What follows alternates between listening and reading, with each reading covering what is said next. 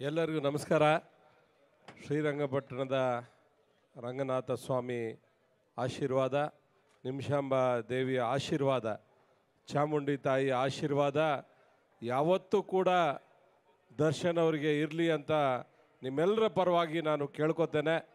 ಭಗವಂತ ಅವರಿಗೆ ಒಂದು ಒಳ್ಳೆಯ ಹೃದಯವನ್ನು ಕೊಟ್ಟಿದ್ದಾರೆ.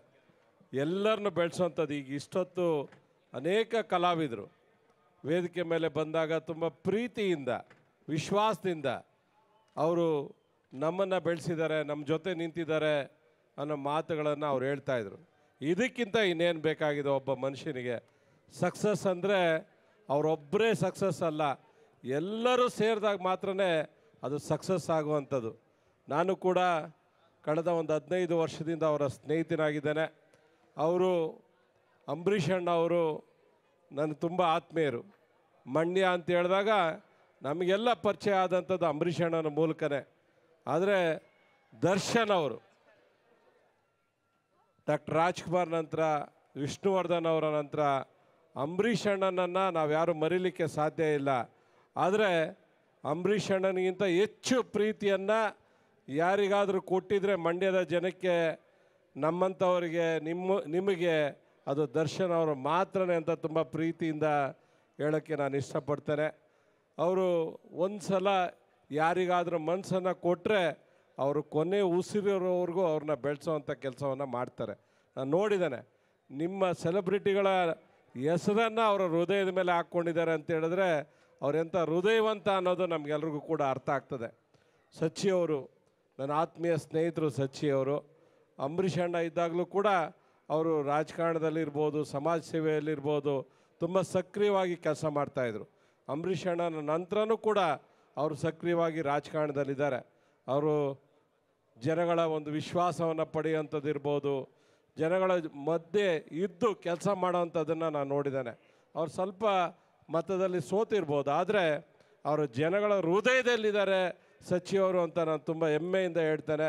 ತುಂಬ ಪ್ರೀತಿಯಿಂದ. ಅವರೇನು ಶ್ರೀರಂಗಪಟ್ಟಣ ಬಿಟ್ಟು ಓಡೋಗಿಲ್ಲ. ಅವರು ಶ್ರೀರಂಗಪಟ್ಟಣದಲ್ಲೇ ಇದ್ದು ನಿಮ್ಮ ಸೇವೆಯನ್ನು ಮಾಡ್ತಾಯಿದ್ದಾರೆ, ನಿಮ್ಮೊಟ್ಟಿಗೆ ಇದ್ದಾರೆ.